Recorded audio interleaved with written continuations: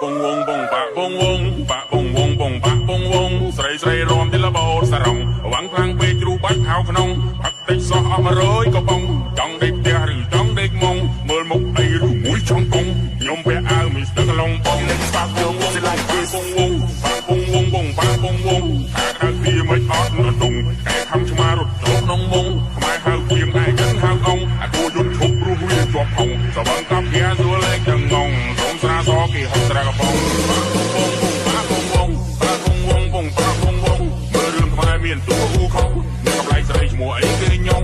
ចូលចិត្តញ៉ាំបងលហងតែពេលពុលឡានខ្ញុំថើតកងឥឡូវស៊ីគូកំភ្លេចដាក់កងរកបាត់នេះខ្ញុំឡើងវិលកំបង